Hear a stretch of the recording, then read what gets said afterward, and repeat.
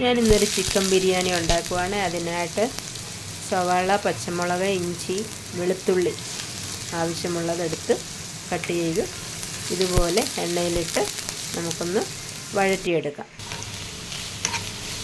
ഒരു നന്നായിട്ടൊരു ബ്രൗണിഷ് കളറൊക്കെ ആകുന്നുടനെ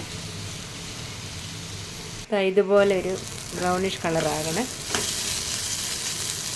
അപ്പോൾ നമുക്കതിലേക്ക് ആവശ്യമുള്ള മുളക് പൊടി, മഞ്ഞൾ പൊടി, മല്ലിപ്പൊടി, ചിക്കൻ മസാല ഇവയിട്ട് അതിൻ്റെ പച്ചമണം മാറുന്നവരെ നന്നായിട്ട് നമുക്കതൊന്ന് ചൂടാക്കിയെടുക്കാം. അതിൻ്റെ പച്ചമണമൊക്കെ ഒന്ന് മാറിക്കഴിയുമ്പോഴേക്കും നമുക്കതിലേക്ക് ആവശ്യമുള്ള തക്കാളി ഇട്ട് കൊടുക്കാം.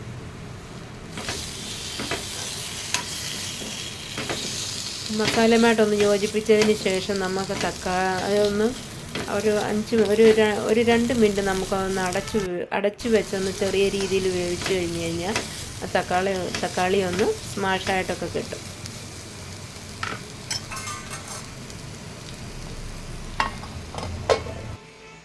പിന്നെ ഞാൻ അതിന് മുന്നേ ചിക്കൻ നല്ലതായിട്ട് മസാലയൊക്കെ പുരട്ടി വെച്ചിട്ടുണ്ടായിരുന്നു. ഒരു അരമണിക്കൂർ മുന്നേ മസാലയൊക്കെ പുരട്ടി വെച്ചിട്ടുണ്ടായിരുന്നു. അപ്പോൾ അതിന് മസാലയൊക്കെ പിടിച്ച് നല്ലതായിട്ടിരിക്കും. ആ ചിക്കൻ എടുത്തിട്ട് നമുക്കിതിലേക്ക് ഇട്ട് കൊടുക്കാം. അതിനുശേഷം മസാലയുമായിട്ട് നല്ലതായിട്ട് യോജിപ്പിക്കാം.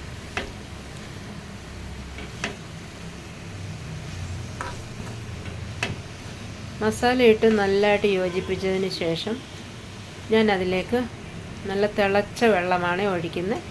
തിളച്ച വെള്ളം ഒഴിച്ച് കഴിയുമ്പോൾ അത് എളുപ്പം തിളയ്ക്കും. നമുക്ക് പിന്നെ അധികം വെയിറ്റ് ചെയ്യേണ്ട ആവശ്യമില്ല. ആവശ്യമുള്ള വെള്ളം ഞാൻ ഒഴിച്ചു.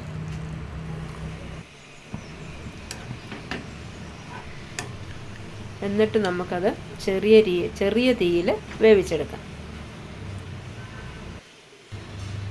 അതിനൊപ്പം തന്നെ ഞാൻ ബിരിയാണി അരി വേവിക്കുന്നുണ്ട് ഒരു സൈഡിലായിട്ട്.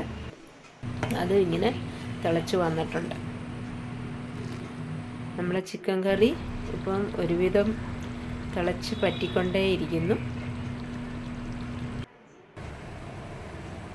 അതിന് ചാറൊക്കെ നല്ല രീതിയിൽ കൊഴുത്ത് വന്നിട്ടുണ്ട്. ഇച്ചിരി കൂടെ ഒന്ന് പറ്റിയതിന് ശേഷം നമുക്ക് ആ വേവിച്ച് വെച്ചിരിക്കുന്ന ബിരിയാണി റൈസ്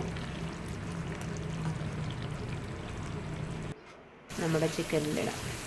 ഇതുപോലെ പറ്റി വന്നിട്ടുണ്ട്. ഇനി നമുക്കതിലേക്ക് നമ്മുടെ ബിരിയാണി റൈസ് ഇട്ട് കൊടുക്കാം. അതിട്ട് നല്ലതായിട്ട് മിക്സ് ചെയ്യാം.